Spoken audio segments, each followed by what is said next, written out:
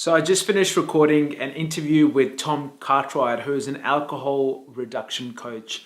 And it's something that a lot of my clients have been struggling with, how to control their habit of drinking, because it has a massive implication on weight loss. But not just weight loss, on so many other aspects of our life. And as you learn in this conversation, we'll dig really deep into why people rely on alcohol. And there's so many different reasons, whether it be childhood issues or whether it be social issues or whether it be self-esteem issues. There are a lot of different reasons why people rely on alcohol, but you'll get an overall framework to help you understand your behavior and your relationship with alcohol, and then actually give you a framework and a step-by-step instruction on what you can do about it.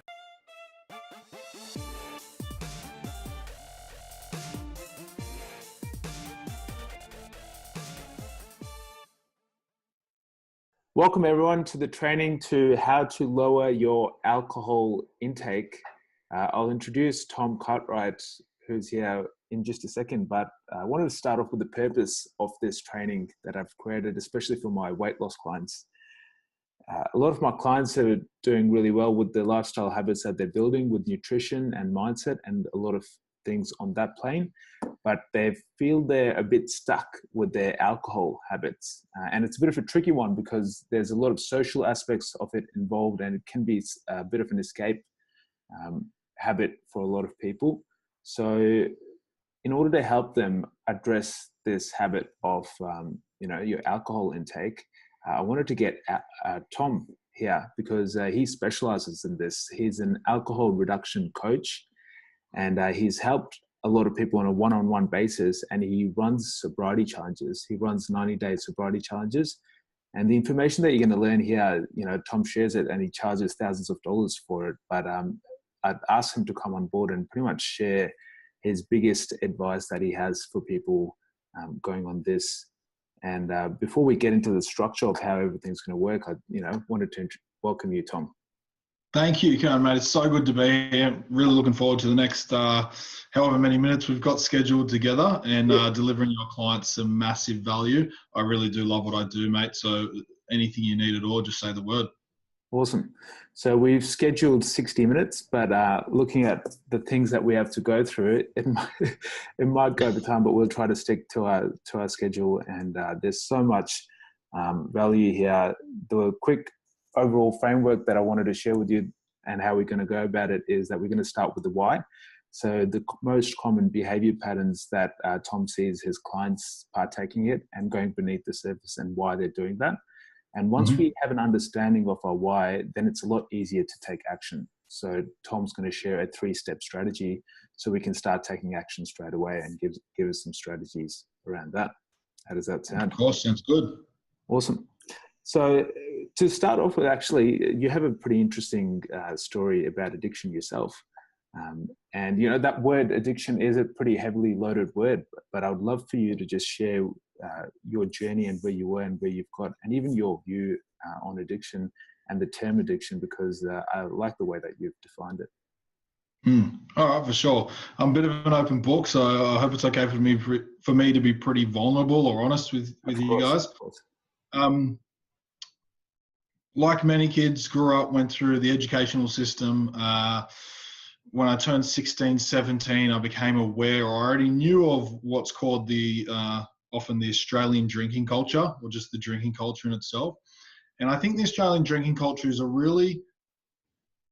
it provides a lot of certainty and safety and comfort for individuals who aren't exactly sure where they're going in life, how to get there. It's a great reference point. It's not resourceful, but it's great at the time, a reference point for individuals to fall in the trap of either binge drinking or habitual drinking. And mate, to be really honest with you, I fell into that trap. About 16, 17, I was drinking. By 18, I was drinking heavily. And from 18 to 22, 23, I was drinking really heavily. I had a combination of habitual drinking, which was 4 or 5 nights a week, but I had also learnt and developed strategies to combine that with binge drinking. So when I was drinking, I developed the strategy. I did not know how to stop. If I'd had, really honestly, if I had 2 drinks, that was the indication that I wouldn't be able to stop. I had this need to keep drinking. And as you can imagine, when you're drinking that heavily, and with that came a lot of gambling, and I had gambling addictions, with that came a lot of, you lose a lot of your certainty within yourself. You start to become reliant on the external thing, which is alcohol or gambling, or, in this case, alcohol. And what that means is you become more confident, or you have more certainty when you're drinking. And it's really unfortunate because you can really quickly define your identity around that. Especially if you don't have like a passionate career, or you're not really into health and fitness, or your relationships aren't where, you want them to be. It's really easy to latch onto this thing, and you almost you become dependent on it for certainty and comfort, and, a whole list of other things. So I went for an internal journey to solve these problems after probably 6+ years, 7 years, I think, of constantly saying I didn't want to drink that much, and drinking, feeling sick. My physical health, took a toll. I was diagnosed with erosive arthritis at 22. I had gout, in my toe, which was induced from alcohol. Like, just things which are such indications to me to be drinking. But I couldn't find out how to solve the problem. And the one thing that came up for me, which I was recommended to do, was go to Alcoholics Anonymous, AA. And I started hearing the word, you're addicted, you have an addiction. And that really didn't sit well with me, because I thought, no, I'm not addicted, or I don't like that word anyway. So it really didn't sit well with me. So I didn't go down that path. I went and worked with a coach, and then I invested thousands and thousands of dollars into human behavior and personal development. And over the course of about 18 months, I overcame those addictions and solved the biggest fears and problems for myself in my life. And to create a business. And for the last 4 years, I've been helping clients lower their alcohol intake or change their relationship with alcohol. More importantly, because it's more than that, and it's really important to know this, it's not so much about not drinking anymore. It's about living a life of self-confidence and certainty that alcohol does not hold you back. And I think that's the gap that people don't realize. Like, the gap is not alcohol. The gap is it's holding you back from something. Like, the reason why it sounds like we're on the call is because you provide an amazing solution for physical health and weight loss and physically feeling fantastic. Such like that, like career coaching, like creating a business, like becoming an entrepreneur, like falling into a loving, intimate partner relationship. We have all these things that we want to do, and often alcohol is the biggest excuse or reason why we can't apparently choose those. Does that make sense? Yeah, definitely, 100%. Especially at the age that you were talking, it's so easy for alcohol just to take over your life and find that comfort that you mentioned within it. Yeah, look, 100%. The biggest pattern, I very rarely speak to an individual or work with someone who picked up drinking later in life. Very rarely. It's usually always, I'm constantly hearing, well, Tom, I'm not really sure. I think I've always drank like this. When I was 18, 19, I started drinking, and, I'm using a reference point here of a client that I'm working with who's 65, and they're, reflecting back to when they started drinking. So it can become very habitual very early on. To answer your question around how I define addiction, I think in the traditional sense, it's quite a scary word. Don't you agree? Definitely. What I mean by that is you don't have to be at the bottom of a Scotch bottle by 9 a.m.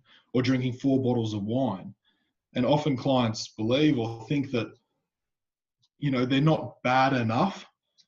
Their addiction isn't terrible. It's not screwing up their life. I really just define addiction by this. And for those of you that are watching, I'll just, write a couple of these things down and ask yourself what's going on. The first thing to ask yourself is, what life do I truly want to be living? Who do I want to become as an individual and grow into? So what life do I want to be living?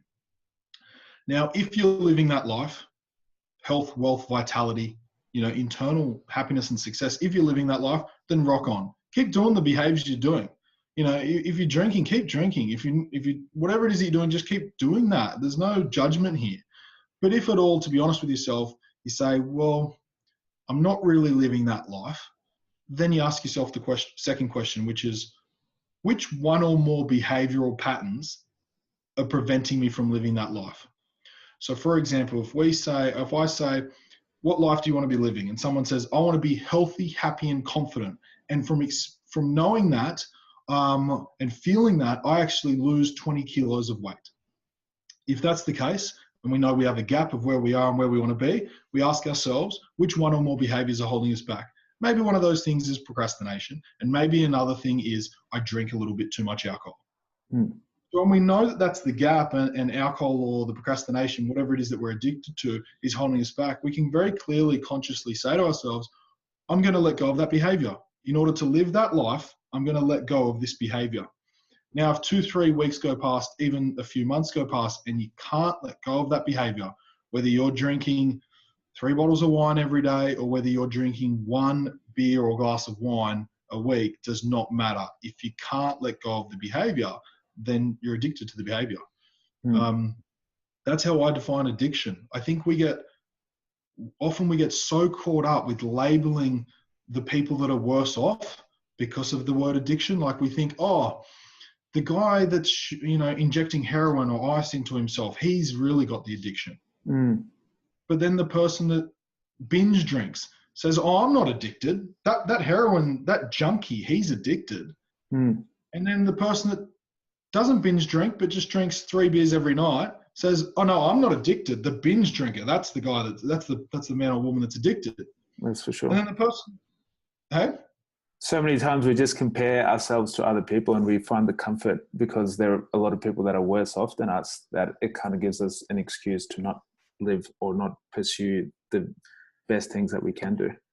That's exactly right. And I just love really early on explaining to my clients that's not how it is. I don't categorize anyone. Whether you're drinking a glass of wine a week and that's causing you pain and frustration, or whether you are on the street heavily addicted to alcohol, if you're still not living the life you want, then we all have the same work to do. There's no judgment.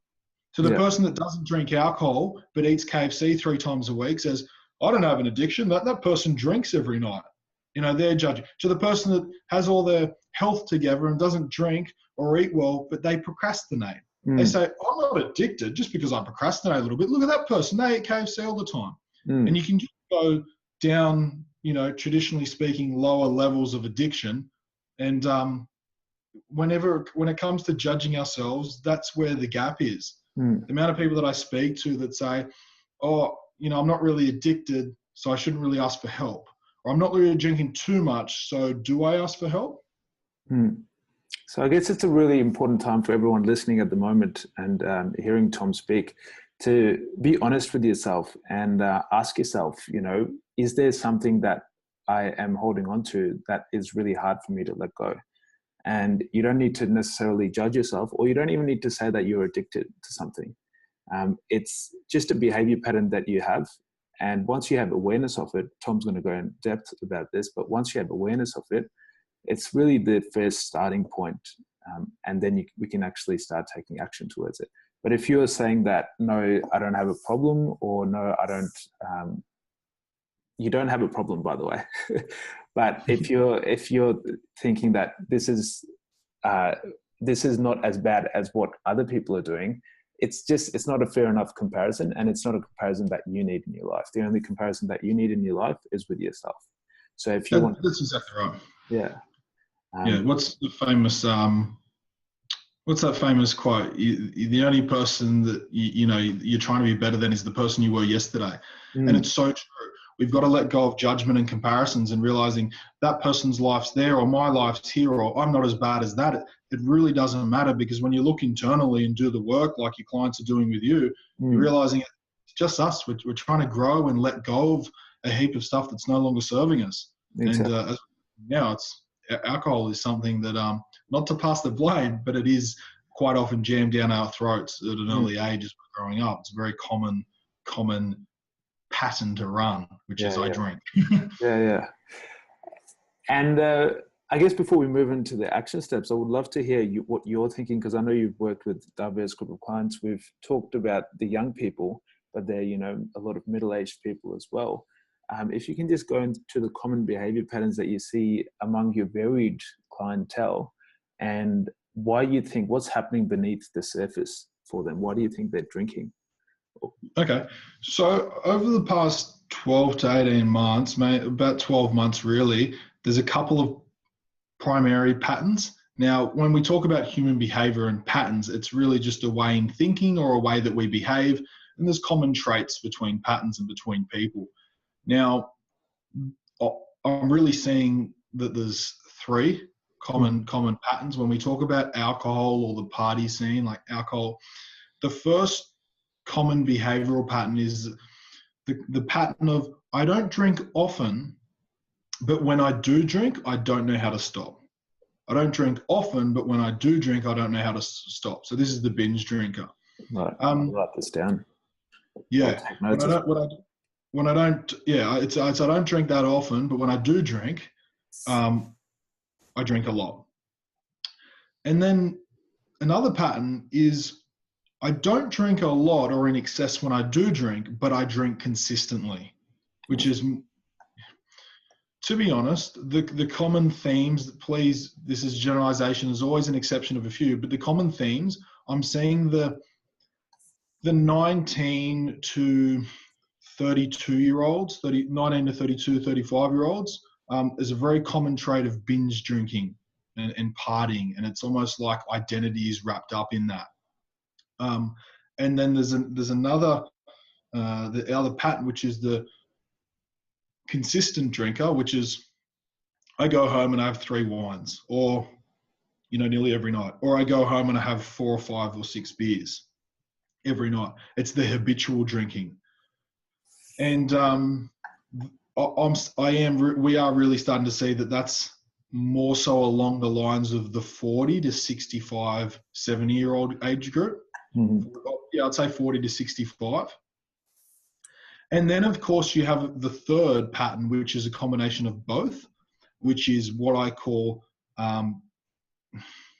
it's deep active addiction, which is I consistently drink and I drink a lot, which is, I pretty much drink until I kind of can have blackouts or I'm sick, and I'm doing it consistently 4+ times a week.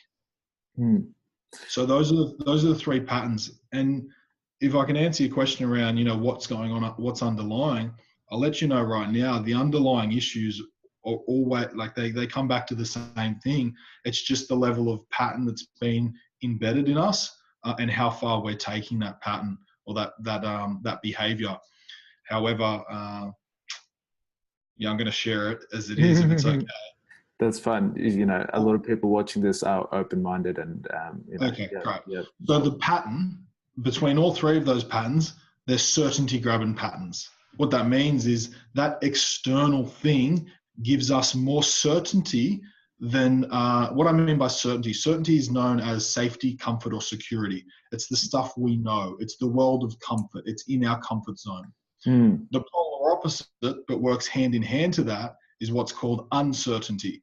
Uncertainties are also known as variety, adventure, challenge. It's the stuff we're not aware about. A quick example would be, if you know that your bus comes at 3 p.m. in the afternoon, you're getting on a bus, that's certainty. If your bus does not arrive, you are immediately thrown into the world of uncertainty. Okay. Now, the majority of the population craves certainty more than they crave uncertainty. And any external addiction, such as alcohol, is a way to feel certain in a world of uncertainty. Why is uncertainty? Yeah, definitely. Why do you think uncertainty is important for people? Why do I think it's important? Yeah. The straight up answer, all growth lies in uncertainty. Right. If you are not in the world of uncertainty, you cannot grow.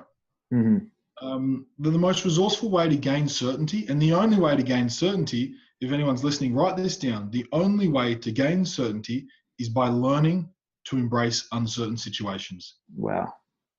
So it becomes just to hold you there, like it becomes a paradox, because the more and more we're chasing certainty and safety and comfort, the more we're setting ourselves up for failure, because uncertainty is just around the corner, especially if you're living. That's exactly right. Yeah. Yes. And when you say life, behaviorally speaking, what I'm hearing is change. It's inevitable. It's happening all the time. So you're right. The more we latch onto certainty, the world's spinning. Shit's changing. Relationships, careers, finances, the government, identity, health, everything's changing. The more we grab onto that, you're right, the more uncertainty is just lifting on the outside, and it becomes harder and harder. The sooner we can learn to let go of certainty, then the more we can embrace who we want to become as an individual. And it's from playing in this area that we develop self-certainty, and that's internally, which is not relying on anything external. Right. So to summarize, what I've heard is a lot of people, the common pattern is that we rely externally on things like alcohol to give us that safety and comfort, when in fact it's important to embrace uncertainty, and the level of certainty that you do want or need should come from an internal place. Oh yeah, spot on. That's exactly right. Awesome. The only certainty you and I need is self-certainty, and self-certainty has nothing to do with external stuff. We don't want to get off track, but when we talk about identity, which we are today in alcohol and addiction, how many of us know someone, if not ourselves, that are addicted to alcohol, gym, our certain career, a certain paycheck, a level of money, our partners? And I'll tell you what, if one or all those things weren't in the world, we wouldn't understand how to cope. Develop a really healthy fundamental level of self-certainty, we could experience the world in a loving and compassionate place, even if everything was stripped from us. And I'm not saying it wouldn't be really hard, but I'm saying it's beautiful to know that we could handle it. 100%. That's so beautiful, you said. And for everyone listening, we use the word certainty, and Tom's using the word certainty, but it can that word can be used in different ways. Like for other people, they might relate to self-esteem or self-love or self-compassion. And so all these words are interchangeable, but I want you guys to understand like the concept and what we're talking about. And it can sound airy-fairy to a lot of people. Like I know some people will be listening now and be like, just give me the action steps, Tom. But it's so important to understand the mindset and the thinking that causes it, and then have that mindset shift. Because if you don't have that strategic mindset shift, no matter how amazing the action steps are, they're not going to make a difference. It's that deep core fundamental that really needs to change for those action steps to be effective down the track. Yes. Yeah. We are called human beings for a reason. We're not called human doings. May have heard that before. So many of us try to solve or lower our alcohol intake by doing more stuff. It just doesn't work. Sometimes in the short it does. Like, for example, I'm going to tip out all of my wine and beer, and I am not going to go to the alcohol store. And then we stack up all these doing things. We need to know who we need to become, which is why, as you shared, we're talking about self-certainty, self-worth, compassion, self-love. That is a state of being. When you come from this state of being and you understand why we want to think and behave this way, then you can apply the action steps. Perfect. This is a really good start. By the way, that's so awesome, and the way that you put it. Just to go back to the two types of drinkers, the binge drinkers and the habitual drinkers, what you just outlined in terms of certainty and things like that, I'm assuming, is this the same underlying behavior pattern? Yes, it is the same underlying behavioral pattern.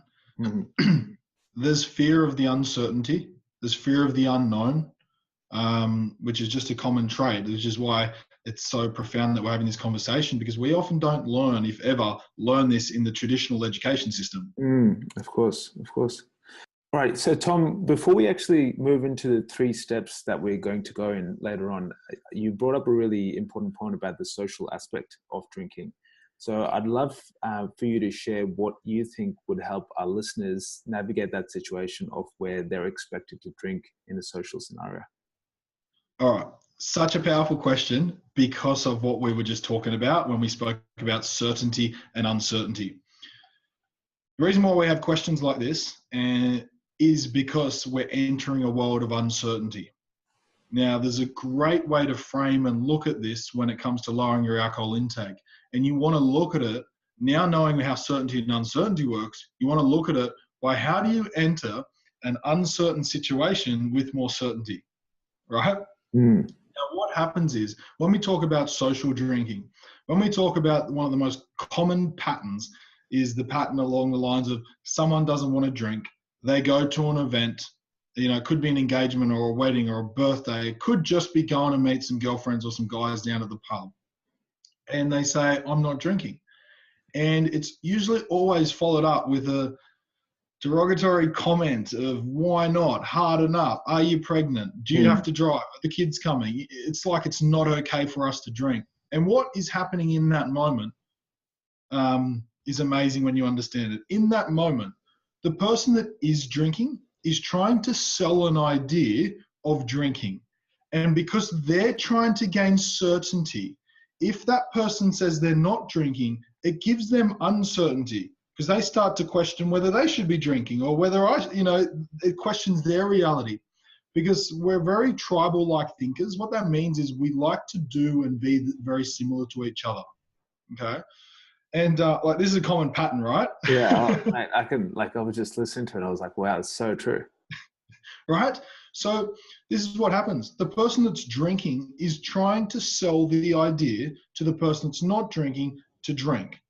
Okay, so they're trying to sell them the idea of drinking, but under the human behavior is, I'm just selling certainty.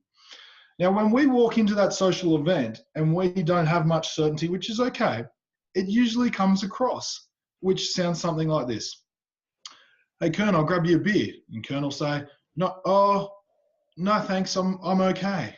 And what we're doing when it's like question tonality, we're not sure, all we're doing subconsciously is asking that person to give us certainty. So as a human being, that person runs the pattern because they want to help and serve and save you. So, just hard nut, mate, have a beer, it's on me, have a glass of wine, you'll be right. Because in every moment, when it comes to a human conversation, someone is always selling something, whether it's a physical thing like I'm selling a beer, or a thinking style, which is drink, drink, drink. So the key is when you go into these social events, to gain certainty, we must have intention. When we have intention, our certainty is looked after. Intention is the opposite of walking into an event thinking, I'll see how it goes. Because what you're really saying when you say, I'll see how it goes, is you're actually telling yourself, if I'm comfortable there, I won't drink. If it's uncomfy, I'll just do what I know best because I need certainty and I'll drink. But when you have intention, which is, I am not drinking tonight, or I'm being open and honest and vulnerable, and I'm looking forward to a real conversation without getting drunk. If my intention is to go and leave at 9 p.m., if my intention is to have one glass of wine and then drive myself home, these are strong intentions. And this is what will happen. The person that's drinking will try to sell you the idea of drinking. And when you have intention that is along the lines of, I'm not drinking, I'm actually doing a physical health training and weight loss program with Kern. And one of the things is I'm not drinking. I'm feeling really good because I'm going to the gym tomorrow morning at 6 a.m. And even if they come back with something else and you say something like, oh, I'm actually really excited about it. It's so good. It's great. What happens is the whole conversation switches. Now your level of certainty outweighs that person's certainty. And what that means is, like we spoke about earlier, you have a very deep level of certainty in yourself. And a very common thing to see happen quite often is this person does not only stop pressuring you at all to drink, but quite often, if it's that night or day, it's great. But even later, a couple of weeks later, quite often, that person will come back to you and ask you about what it is that you're doing. Yeah. Because human beings, all we ever want is certainty. And in that moment, someone is being the stake in the ground. It can either be them or it can be you. That's so powerful. I love the analogy that you used of that sales transaction, because everything that we do talk about, or whether it's to our friends, family, doesn't sound great when you say it's a sales transaction, but it is, because it's your level of certainty with them. And what I wanted to summarize and just put it forward and get your thoughts on this. So what I'm hearing is that the person who's drinking has a level of certainty and kind of is selling you to drink. But what I also noticed is that they have two things with them at that point.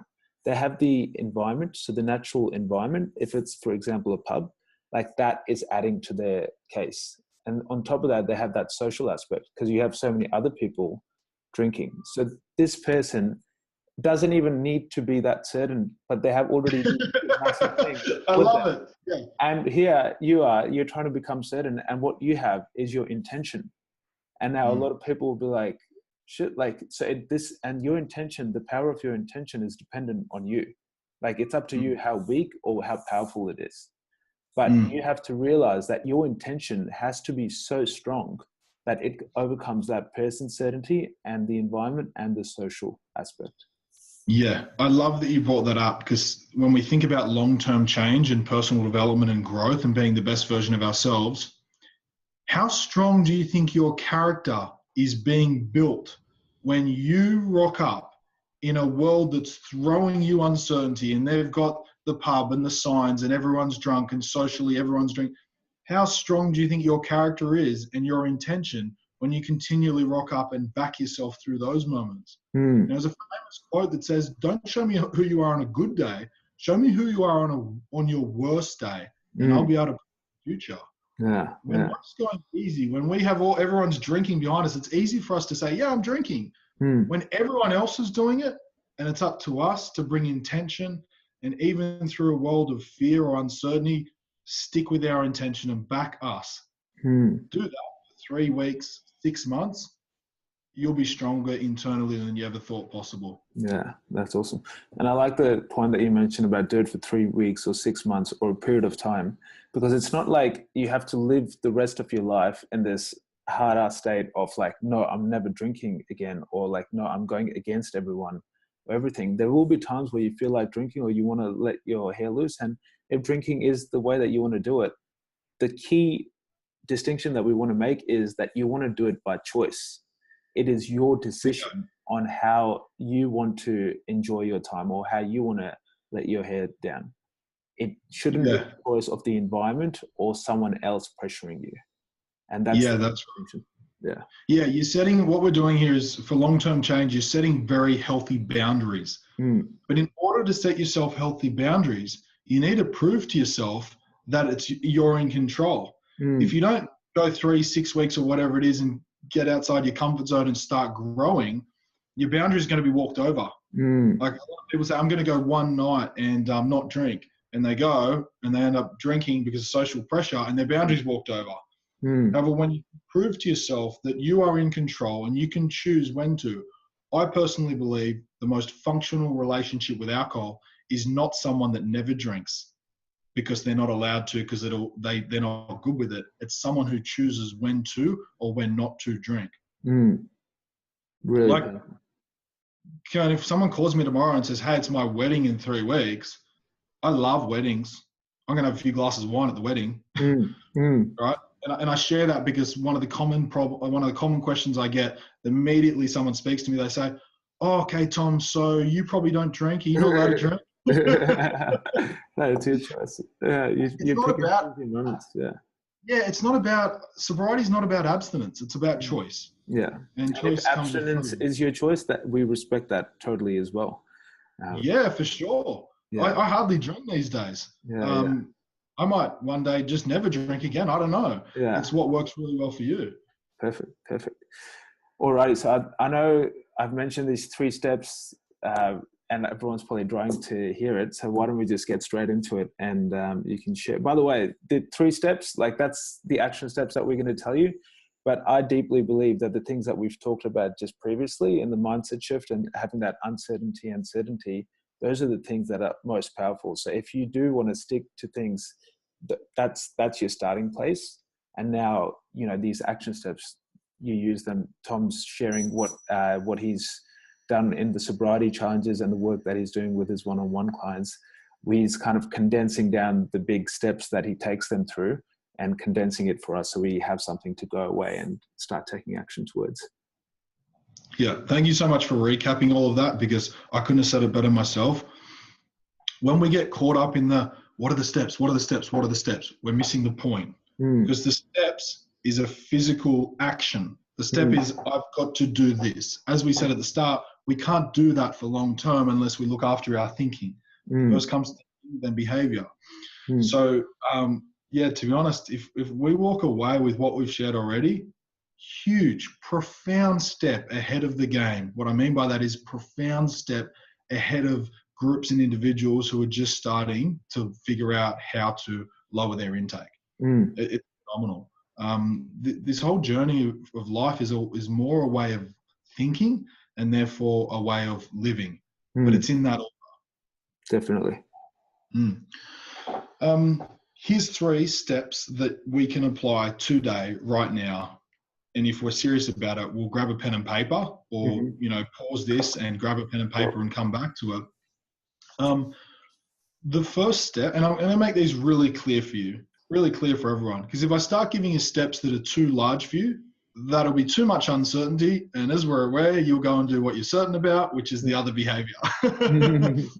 So take this step at a time, and that's something to realize too. This is about a steps process. It's about solving a problem for yourself, and then solving another problem, and then another problem, and up-leveling your problem. It's really important to know that.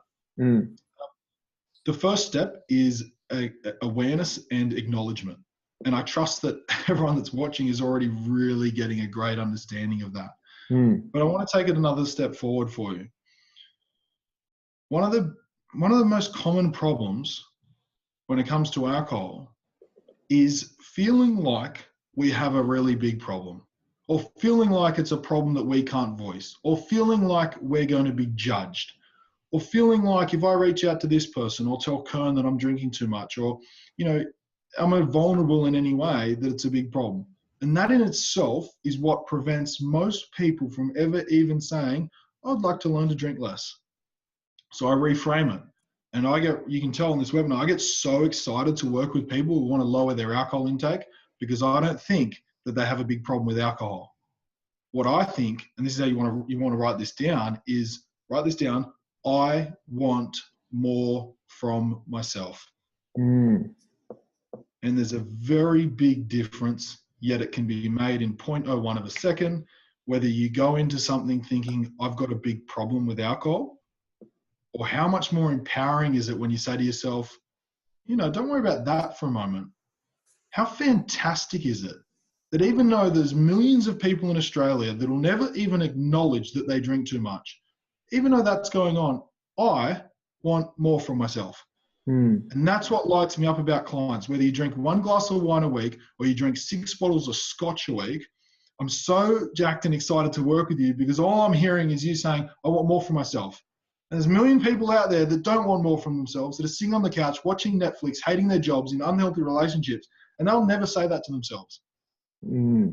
That's really powerful. I want more from myself. So it's like you're moving towards a vision. You're not just trying to run away from something. You're moving towards something that's really exciting and a bigger vision for yourself. Exactly. Well said. The human behavioral code behind it is there's motivation strategies, I'm sure you're aware of, either moving away from strategy, which is I'm moving away from pain, I want to go away from it. And there's moving towards strategies, which is I'm pulling myself towards pleasure. Short-term change happens from moving away. We build up so much pain and we have to move. Long-term change happens from moving towards. Because this is the important thing. If we have a moving away from strategy, we'll continue to wait until life sucks before we move. But right now, being on a health kick with Kern, and then also even opening your awareness to maybe I could lower my alcohol intake, it's fantastic. When you start to realize that you want more from yourself, you're constantly moving towards pleasure. And you're moving so much more towards pleasure that the pain can't even catch up with you. That's perfect. Yeah. And it's a good way to live your life. Oh, it's a fantastic way. It's the only, it really is the only way, I believe. So the first thing is to write down, if you haven't already, I want more from myself. Because when you want more from yourself. And when you say write it down, like Tom means write it down. Because I know, saying it to yourself is one thing, but when you write it down, I would see it in paper, it's like you've made it a physical thing now, rather than just. That's right. Yeah. The second step, now that you've pre-framed, you want more from yourself. The second step is accountability.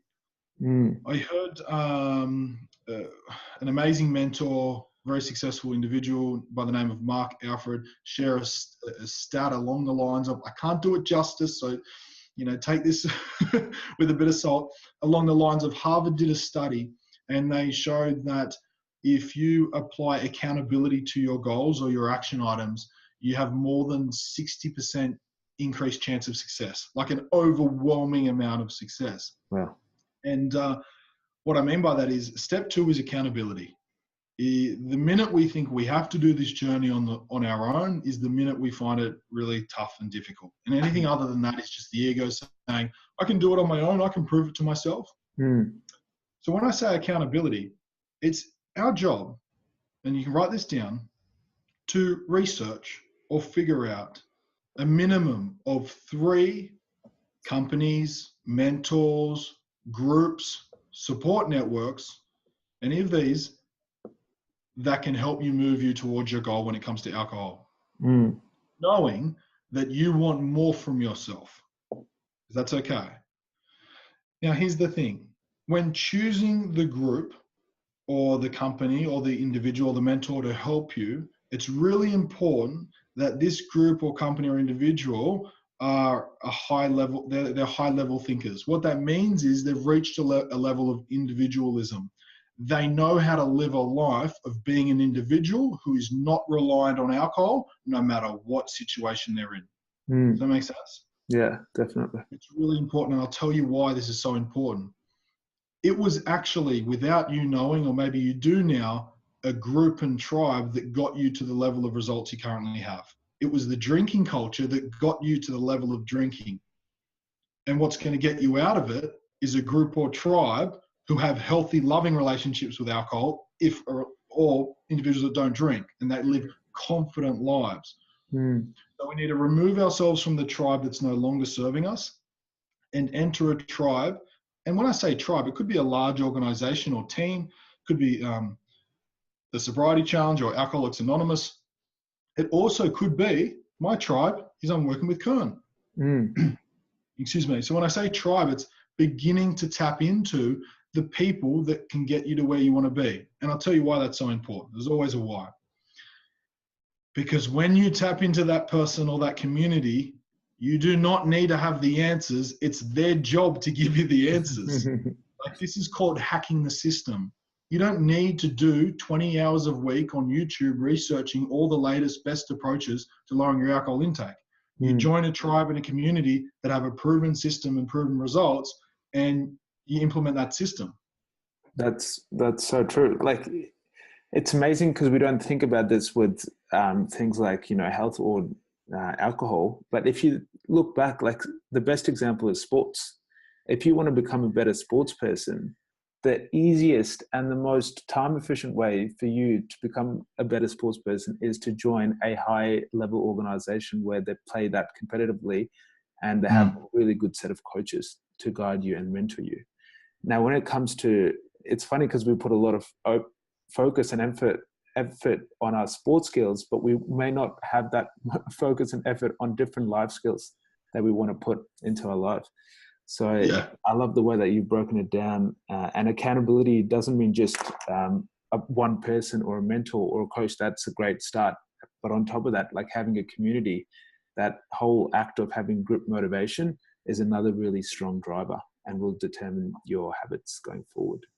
Oh, 100%. If you're like, just as a little bit of extra value regarding step 2, if you're really serious and you're watching this video and you're thinking, I'm really excited, or it means a lot to me to lower my alcohol intake, then something that worked really well for me years ago was sending out a private message or contacting the closest 10 people to me that I used to drink with. And sending out a message and just saying along the lines of, I'm not happy with my alcohol intake, or even I didn't have access to the knowledge I have now. So mine was still a bit more problem focused. It was, hey, I'm really struggling. Yeah. Even just over the next 6 weeks, I'm lowering my alcohol intake. I would really appreciate it if you didn't encourage me in any drinking situations. This is high level of accountability to be taken.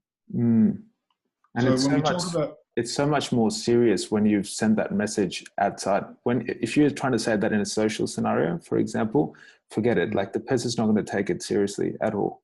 But if it's outside that scenario, you know, it's on a Monday, 5 p.m. and the person gets that message, they're like, wow, this person is really trying to become, you know, wanting more from themselves.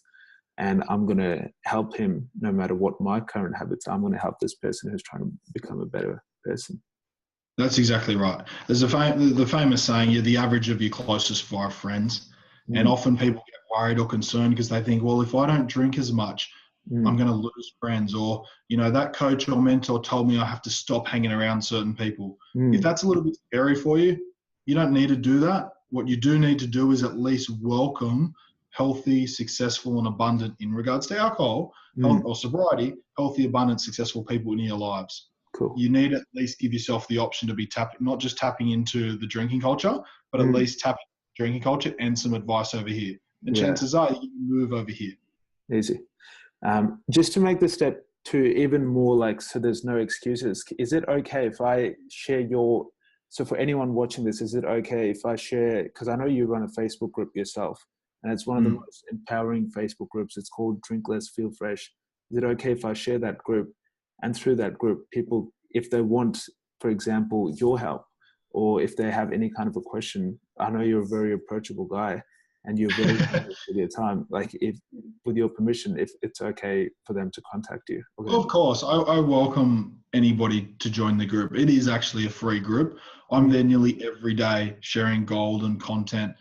Because to be honest, between you and me, if you didn't know this already, I get kind of frustrated or upset that people have to jump through loops and pay thousands and thousands of dollars to get access to this kind of information. I think it's ridiculous. I think be looked after and supported and be able to receive lots of value. So yeah, if you want to remove the any resistance behind step number 2, join the Facebook group, Drink Less, Feel Fresh. Don't need to say anything. It's all good.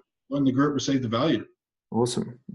And thank you so much for it. Like that in itself, you know, it would be so hard to find groups like these, especially in this day and age where it can become a bit of a taboo subject. So I really appreciate you being open with that one. So if you resonate with Tom Style, and obviously, like, if you've sat through and listened to him talk, you'll obviously know if you like him or not. So if you like him, I definitely encourage you to get in touch with him as well. So step 3, the final step. Step 3. Love this step. You're ready for it.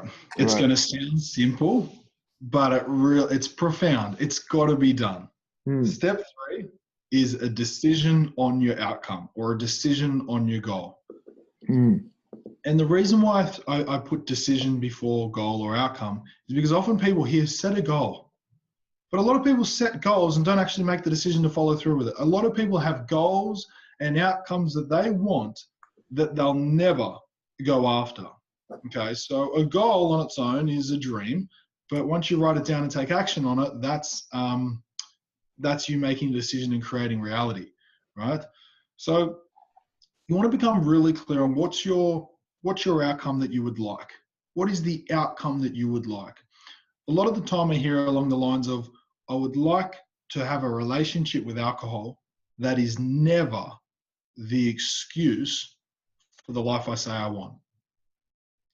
A lot of the time, it's a very functional way to go about it. If you don't currently have your goal, then start with that. I want a relationship that I love with alcohol that I love and respect.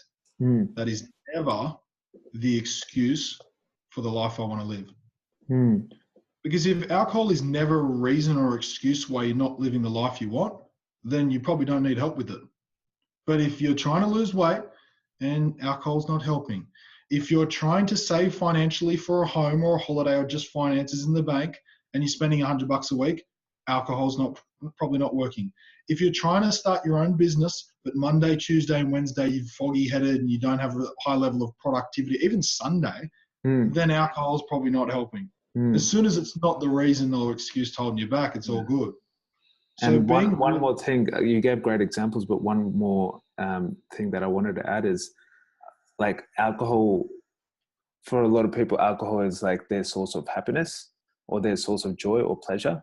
So you have to ask yourself, is that joy or source of pleasure really working for me? Am I getting deep level of fulfillment with this or not? So if you're not getting that deep level of fulfillment or pleasure, then alcohol is not working. Yeah. Can I share something on that? Yeah, for sure. Let me know if I got time.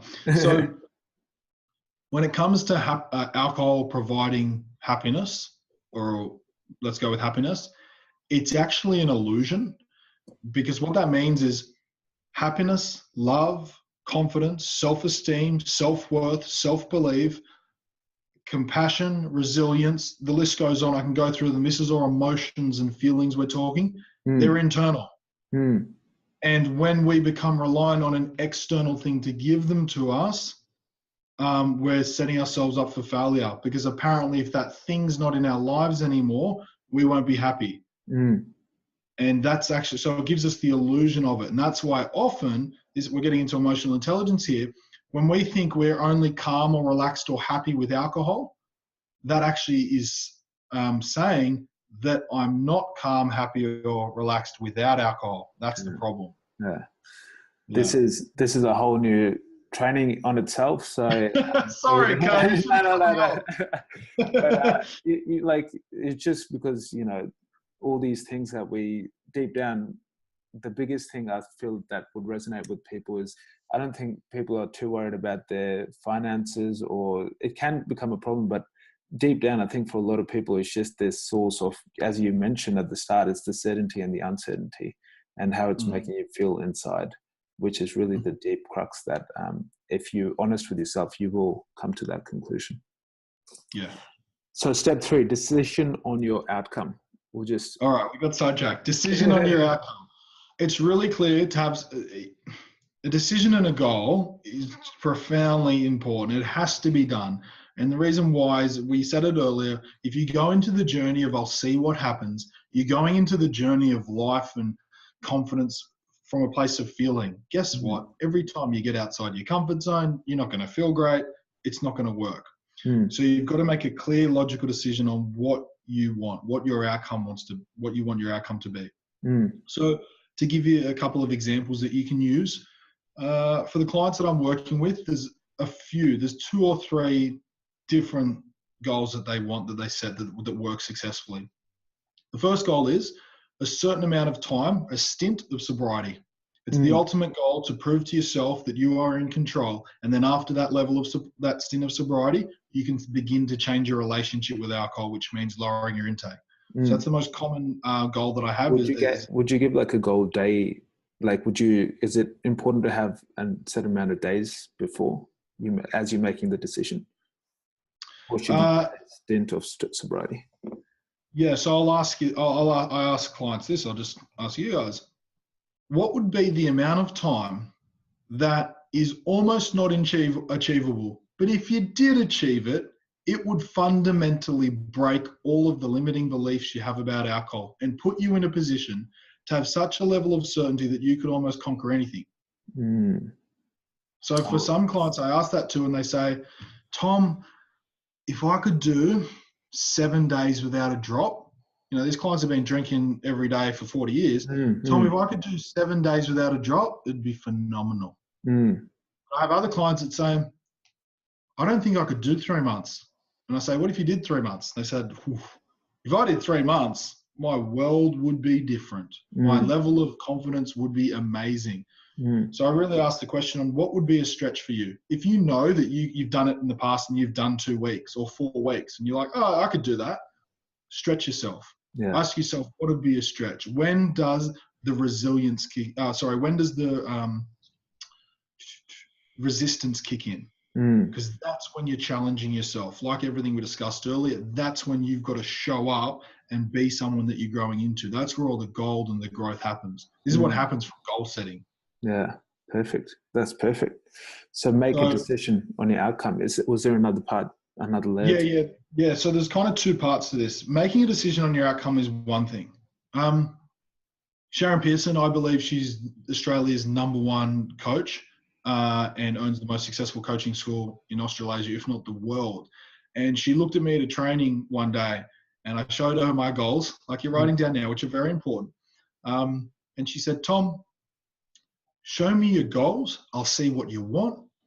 Tell me what your standards are and I'll predict your future. Mm. It was a big wake-up call for me because for a long time I'd set goals to not drink. I'd set goals to save money. I'd set goals to drink less, but nothing changed. And I'll tell you why. There's two things you want to look after here. First is set your outcome and your goal. For some of you, it's going to be sobriety. For some of you, it's going to be, I only have one glass of wine a night, whatever it is, somewhere in between that. Mm. Now, that's what you want. That's fantastic. What you need to actually change in order for that to become reality is change your standards.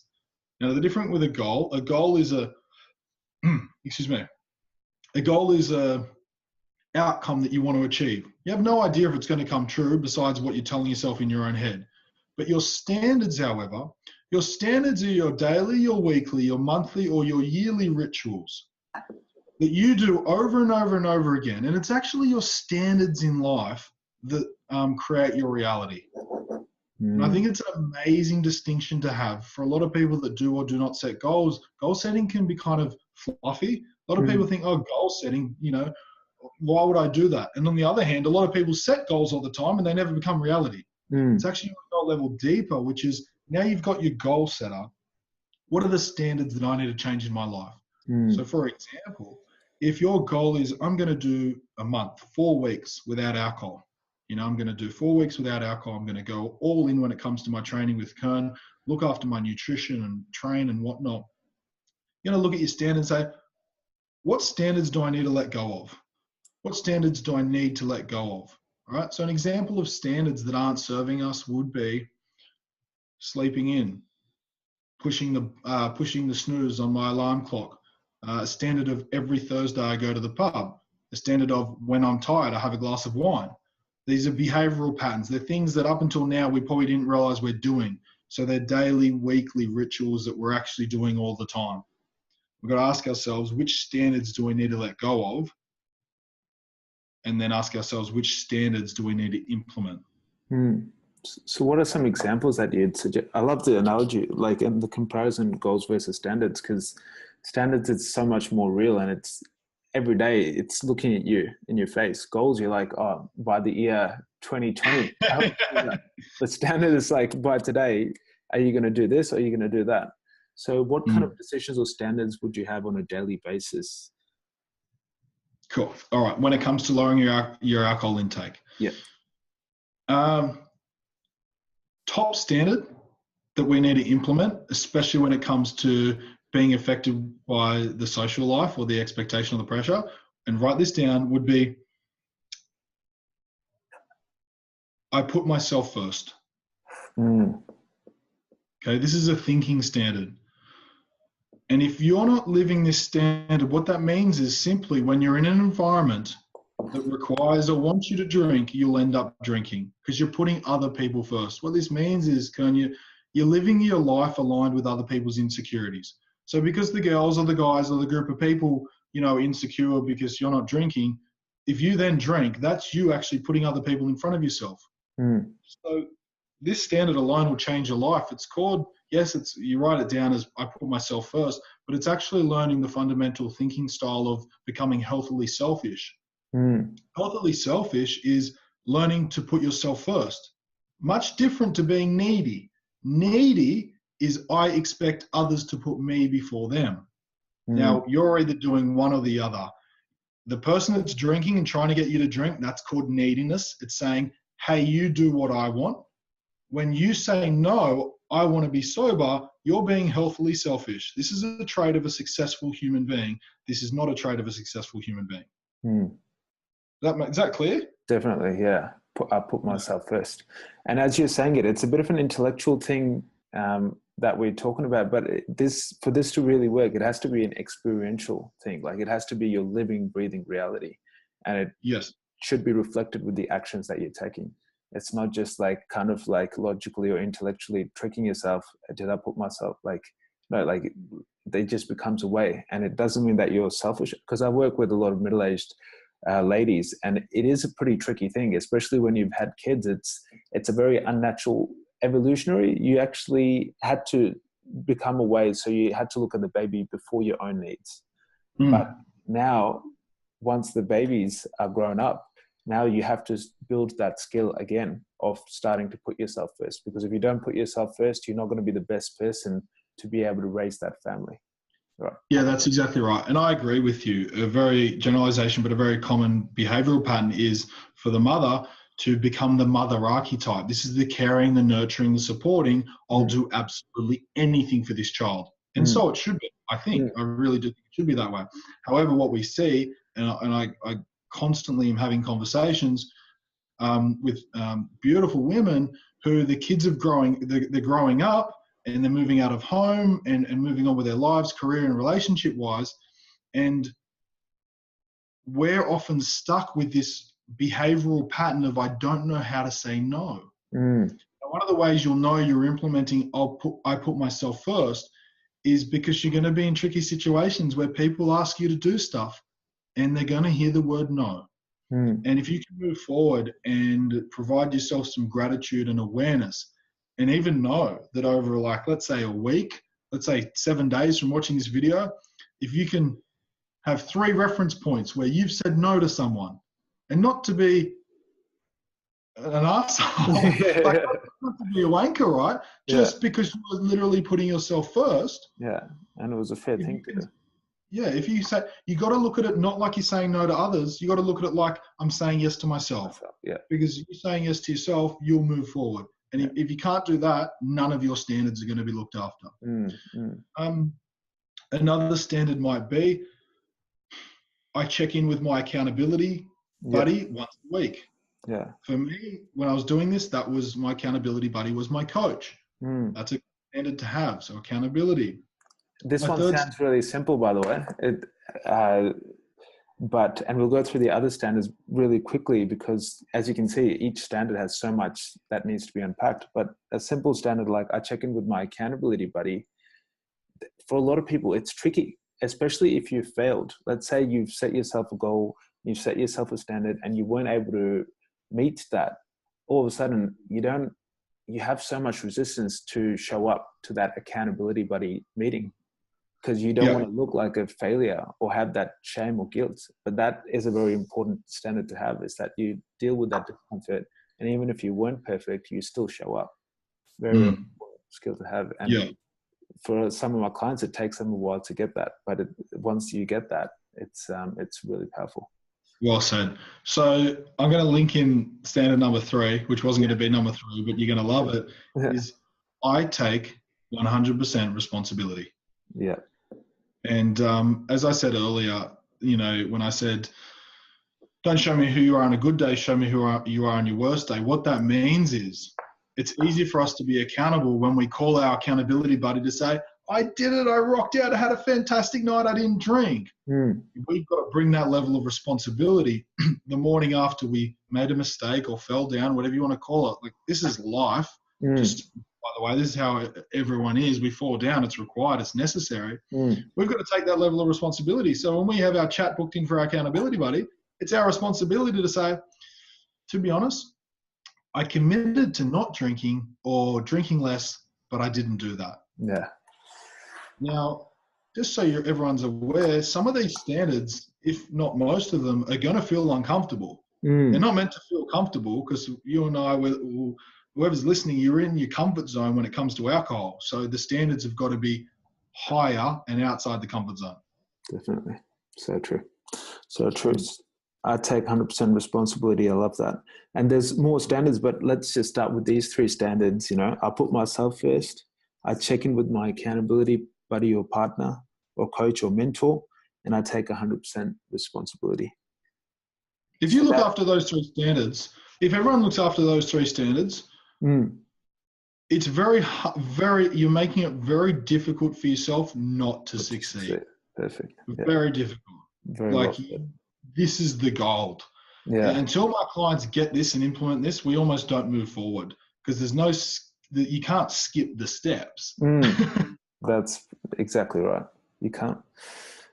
To wrap it up, to summarize it, I love so much wisdom that you've shared with us, and I hope everyone listening appreciates this. Like, I get tingles, like just the power that this has to transform and start people's journey. And a lot of people do feel alone And now we've got great things like Facebook and YouTube where you can watch this video anonymously and without any guilt or judgment. Like, you don't need to feel bad about it. You just watch it and you start implementing the things that we've talked about. You have those mindset shifts, and all of a sudden, hopefully 2, 3, 4 months down the track, you're sending a message to Tom, hopefully telling him that, you know, this chat really helped you start this amazing journey with yourself. But I wanted to quickly wrap it, summarize everything so we have an understanding of all the 3 steps that we talked about.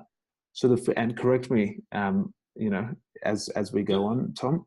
So the first step is awareness and acknowledgement, and just being truly honest. So what I understood that as being truly honest with your situation, whatever it may be, even if it's a little bit of an over-reliance or a really big reliance on alcohol, whatever it is, just to say that this isn't under my control yet, but I would like it to be.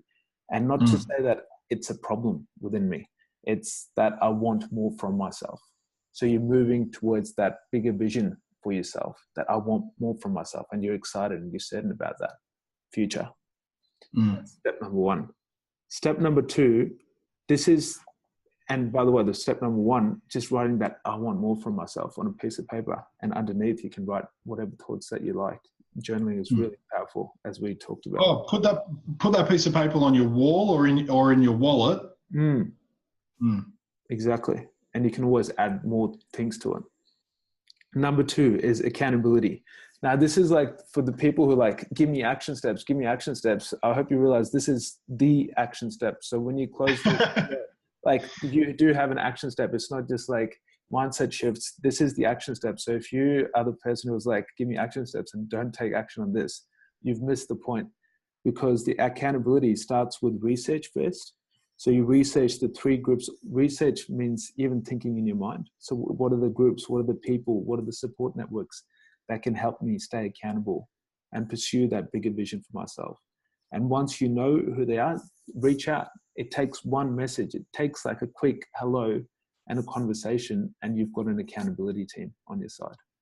Really, really powerful. So that's like a very, very concrete action step. And number 3 is to make a decision on your outcome.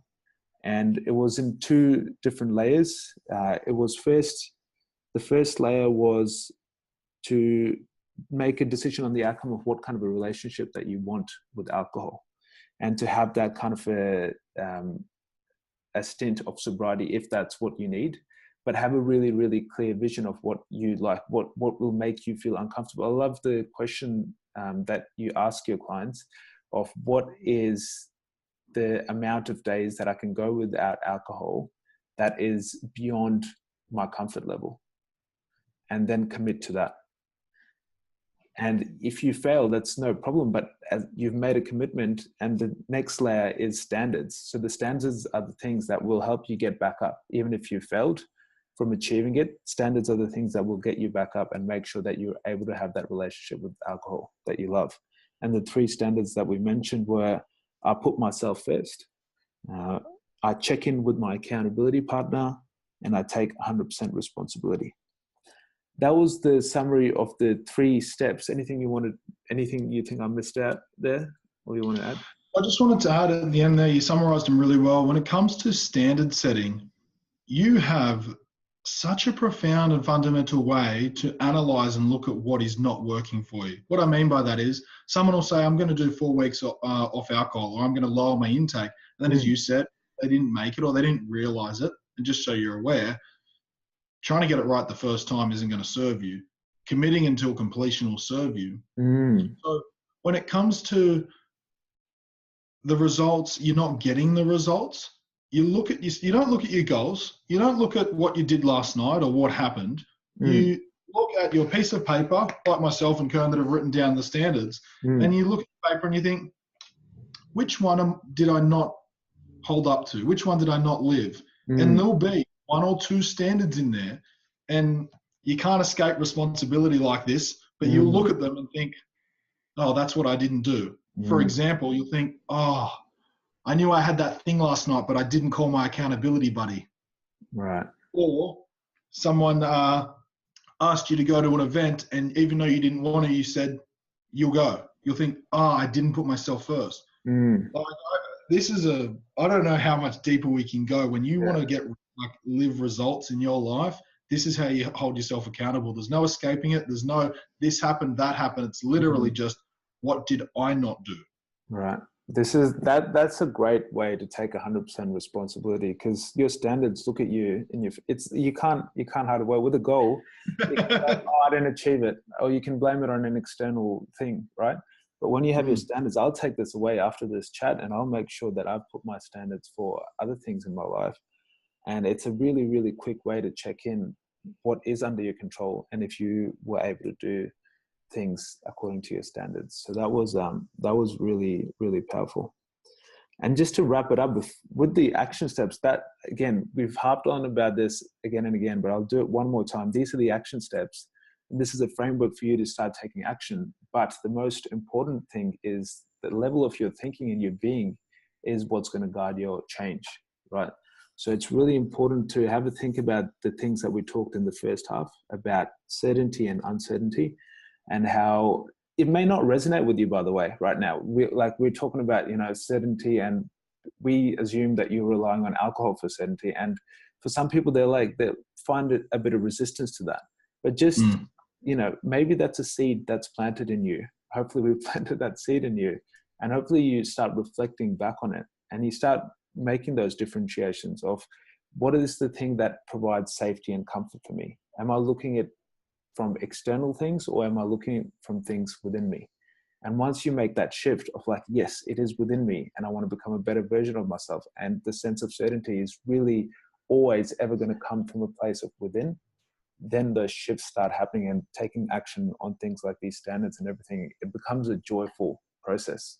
You become a lot more aligned with what you're doing. Yeah, man, you summed it up well. I couldn't have said it better myself. It's a beautiful process when we realize that this doesn't have to be a painful, negative, I've got a problem kind of thing. And as you and I are aware of, and I know what you do, you love working with your clients. And I don't know, I assume that it's because you love working with people that want more, like more health, vitality, fitness, mental health. Beautiful. Amazing. Thank you so much for your time. Firstly, thank you to the listeners to be able to watch this throughout the whole thing, if you were managed to stay with us. And Tom, mate, that was so much. Like you didn't hold back at all. Like you pretty much, you gave away everything that could serve people at the stage that they are right now. And for the next action steps, like make sure people get in touch with Tom, because hopefully this is just the start and the beginning of your journey. And it's kind of like a kickstart booster. But along the way, you will need support. And for that kind of things, Tom has set up some great, support networks, and that community in that Facebook group is amazing. And you can, he's given the privilege to get in touch with him as well, even if you've never met him and you're a complete random to him. I welcome anyone, whether they want support or help or not. Maybe they just want more value like this. Add me on Facebook. It's Tom Cartwright. Tom Cartwright. You've got your name? Or? Yeah, it's Thomas, but it's Tom on Facebook. Yeah. Or join the Drink Less Feel Fresh group. Yeah. Let me know what you thought of this. If you have any questions, ask Kern. He'll relay them to me. I can, we can do this again, or just send me a private message on Facebook. I'd love to hear from you. Yeah. Either way, stick to your commitments, stick to your standards, embrace the 3 steps you've got here today, and trust the process. What that means is you don't need to trust yourself fully yet. Trust the process that works, which is the process we've given you today, and you'll be well on your way. Awesome. I think we've covered a lot. And as Tom mentioned, if there is something that you would like us to go further, suggest it to us. And who knows, we might have another hour-long chat or a bit longer. Yeah, for sure. Thanks so much, Tom. Appreciate it. Thanks, everyone, for watching. Thanks, Kern, so much for having me, mate. I really do appreciate it. No worries. Take care. Bye.